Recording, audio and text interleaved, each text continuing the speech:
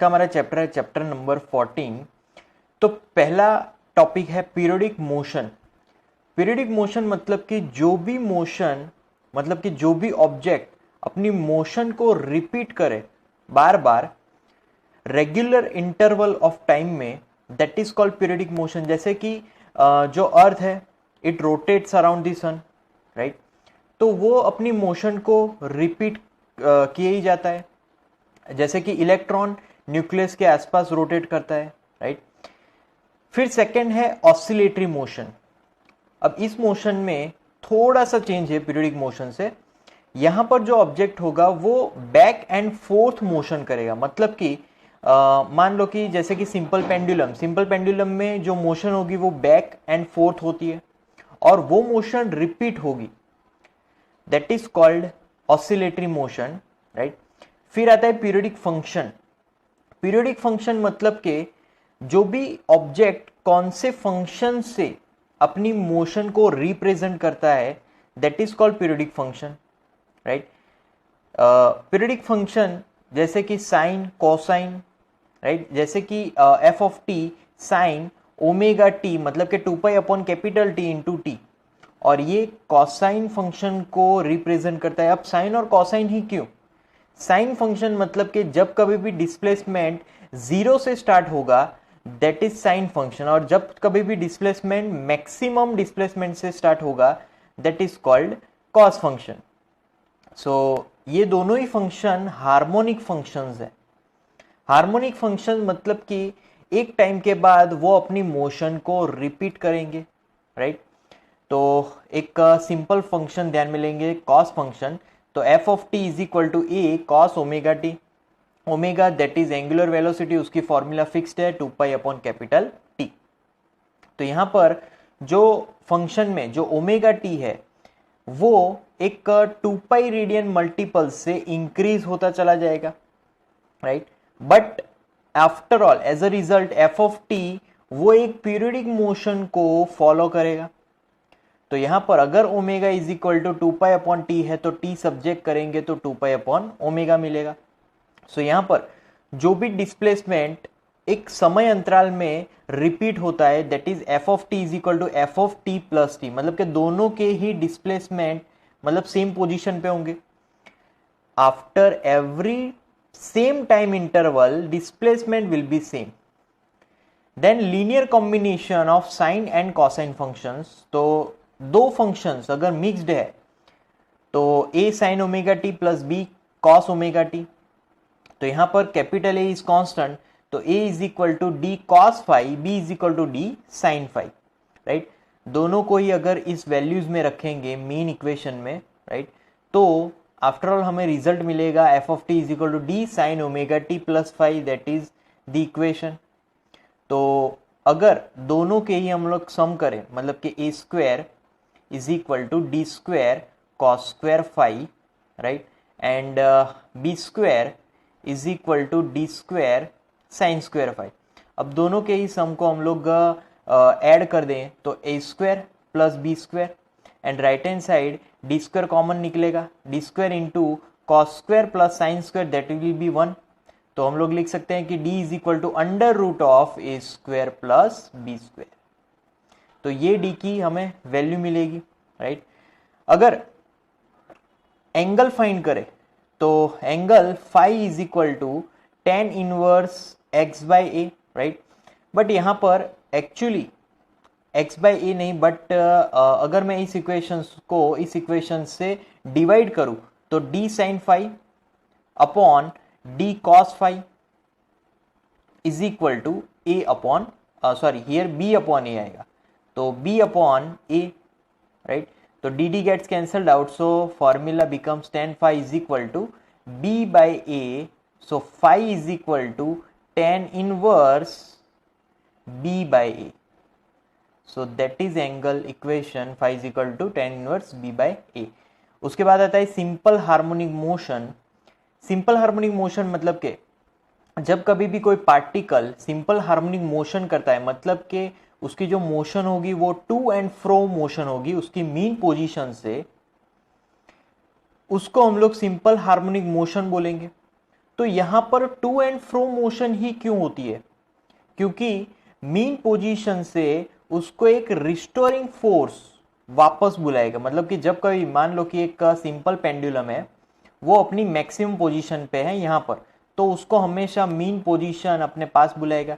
मान लो कि यहाँ पर पहुंच गया तो मीन पोजीशन अपने पास बुलाएगा। तो कौन सा फोर्स उसको पास बुलाता है? That is called restoring force. तो restoring force is always directly proportional to its displacement. जितना डिस्प्लेसमेंट बढ़ेगा उतना ही फोर्स बढ़ने लगेगा, राइट? तो that's why F proportional to X. अब प्रोपोर्शनलिटी अगर रिमूव करेंगे तो इज इक्वल टू साइन आएगी, साथ में एक कांस्टेंट लेके आएगा, दैट इज के इज कॉल्ड फोर्स कांस्टेंट। और यहां पर नेगेटिव साइन इंडिकेट्स कि रिस्टोरिंग फोर्स हमेशा मोशन के ऑपोजिट लगेगा। उसके बाद आता है एम्पलीट्यूड। एम्पलीट्यूड मतलब maximum displacement of oscillating particle from its mean position. So x maximum is equal to plus और माइनस कैपिटल ए, राइट? तो उसको एम्पलीट्यूड बोलेंगे। जो भी मैक्सिमम डिस्प्लेसमेंट मिलेगा दैट इज एम्पलीट्यूड। फिर आता है टाइम पीरियड।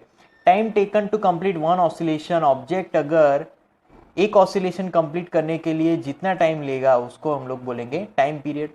टाइम पीरियड का reciprocal that is frequency. So unit of frequency that is hertz, और हर्ट्ज का यूनिट होगा सेकेंड इनवर्स, क्योंकि वो टाइम पीरियड का ही रेसिप्रोकल है, राइट? उसके बाद है angular frequency. Angular frequency omega is equal to 2 pi upon T. 1/t is frequency, so 2 pi into nu. So ऐसा unit of omega that is radian second inverse. Then phase, the phase of vibrating particle at any instant gives the state of the particle as regards its position and the direction of motion at that instant. It is denoted by phi.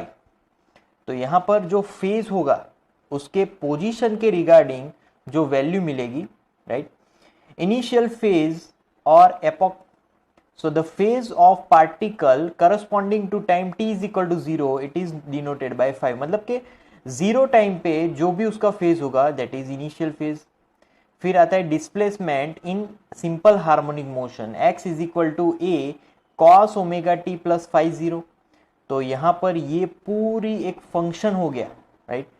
तो SHM का displacement in SHM simple harmonic motion में जब कभी आपको displacement find करना हो तो इस फॉर्मूला को अकॉर्डिंग हम लोग वो फाइंड कर सकते हैं। तो x is displacement, A amplitude, omega T angular frequency, actually only omega is angular frequency, phi 0 is initial phase. तो ओमेगा टी क्या होगा? That is phase, and angular frequency is our omega, right? तो first case when particle is at mean position, तो x is equal to 0। Mean position पे तो कोई distance नहीं होगा, दैट इज 0। सो फॉर्मूला है फिक्स वेलोसिटी की। Velocity find करने की फॉर्मूला है v is equal to minus omega under root A square minus x square.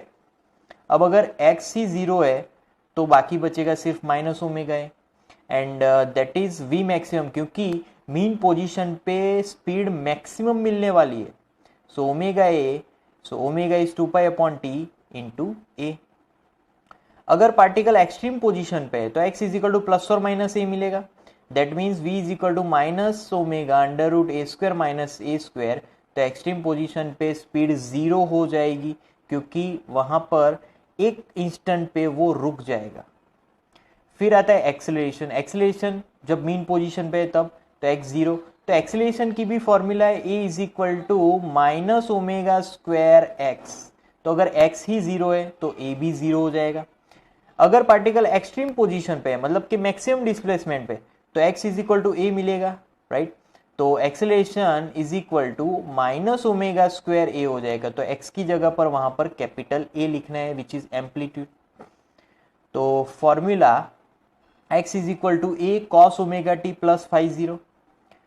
उसके ऊपर से वेलोसिटी, तो v is equal to d x by d t, मतलब कि differentiation in displacement with respect to time. तो वहां पर फॉर्मूला मिलेगी माइनस ओमेगा अंडर रूट ए स्क्वायर माइनस एक्स स्क्वायर, और मैक्सिमम स्पीड की फॉर्मूला है ओमेगा है। एक्सेलरेशन फाइंड करना है तो अगेन वेलोसिटी का डिफरेंशिएशन, तो फॉर्मूला मिलेगी omega square A cos omega T plus phi 0, right? तो यहाँ पर जो a cos omega T plus five zero that is nothing but x displacement. a maximum अगर फाइंड करना है तो ओमेगा स्क्वायर a। फिर रिस्टोरिंग फोर्स की formula F is equal to minus K X, right, minus omega m omega square x। तो यहाँ पर ये जो फॉर्मूला है that is representing centripetal force, right. K is force constant, omega square को subject बनाएंगे तो omega square is equal to K upon M. Angular frequency omega 2πf 2π upon T. Time period, तो time period for SHM t is equal to 2π under root displacement upon acceleration, so 2π under root x upon a। time period t is equal to 2π under root inertia factor upon spring factor is equal to 2π under root m upon k। ये दूसरा form है, दोनों ही time period के ही formula है but दोनों ही अलग अलग forms में है। Potential energy at displacement y from mean position, तो EP is equal to half KY square, जहां पर k अगर यहाँ पर इस फॉर्मूला में से अगर k को सब्जेक्ट बनाओ तो m ओमेगा स्क्वायर, तो m ओमेगा स्क्वायर यहाँ पर लिख सकते हैं, राइट। तो half m omega square y that is displacement, तो a square sine square omega T. तो ये फॉर्मूला हो गई पोटेंशियल एनर्जी की formula, right. Then kinetic energy at displacement y from the mean position, तो काइनेटिक एनर्जी की formula half k a square minus y square, k की formula again m omega square, तो formula becomes half m omega square a square cos square omega t। फिर total energy मतलब kinetic energy और potential energy दोनों का sum up, तो ET is equal to half k square, again k की formula and then again हम लोग omega की फॉर्मूला अंदर रखेंगे तो ये टर्म्स मिलेगा। फिर spring factor k is equal to F upon Y, ये फॉर्मूला मिली रिस्टोरिंग फोर्स के ऊपर से, right. Period of oscillation of mass m suspended from a massless spring of force constant k, तो तब मिलेगा t is equal to 2π under root m upon k। अगर दो स्प्रिंग को हम लोग कनेक्ट करेंगे पैरेलली तो effective spring constant will be sum of this two spring factors, तो तब फॉर्मूला मिलेगी k की जगह k1 प्लस k2। अगर दो स्प्रिंग को हम लोग कनेक्ट करेंगे सीरीज में तो वहां पर रेसिप्रोकल का सम करना पड़ेगा, तो k is equal to multiplication upon summation, तो k की जगह पर यहाँ पर मल्टीप्लीकेशन अपॉन समेशन रखेंगे तो समेशन ऊपर चला जाएगा एंड मल्टीप्लीकेशन नीचे रह जाएगा, right. When spring is cut into n equal pieces, अगर n पार्ट्स में करेंगे तो यहाँ पर n मल्टीप्लीकेशन में आ जाएगा k के, तो oscillation of simple pendulum t is equal to 2π under root l upon g. Frequency find करनी हो तो t का हमें रेसिप्रोकल फाइंड कर देना है, right. For a liquid of density rho contain in U tube up to height h, तो same formula, length की जगह सिर्फ h आ जाएगा, बाकी सब वही रहेगा। For a body drop in a tunnel along the diameter of earth, तो वहां पर अर्थ की रेडियस लिखनी है हमें from centre to earth surface, तो रेडियस ऑफ द अर्थ। फिर आता है term resonance. If the frequency of driving force is equal to the natural frequency of the oscillator itself, the amplitude of oscillation is very large, then such oscillations are called resonant oscillations and phenomenon is called resonance. Simple अगर मैं आपको resonance का meaning बताऊं तो आप जब ये सुन पा रहे हो ये भी एक रेजोनेंस की वजह से है, जो भी आपके कानों में जो फ्रीक्वेंसी इंसिडेंट हो रही है, राइट, तो आपकी सुनने की फ्रीक्वेंसी और इंसिडेंट फ्रीक्वेंसी दोनों ही मैच हो रहा है, रेजोनेंस हो रहा है, इसी वजह से आप सुन पा रहे हो। तो वैसा ही यहाँ पर है कि जब कभी भी ड्राइविंग फोर्स का फ्रीक्वेंसी उसके नेचुरल फ्रीक्वेंसी के साथ मैच हो जाएगा तब रेजोनेंस होगा। तो जो ऑसिलेटर रेजोनेंस करता है उसको हम लोग बोलेंगे रेजोनेंस ऑसिलेटर, और जो टर्म यहाँ पर यूज होती है उसको हम लोग बोलेंगे resonant oscillations, so that is called resonance.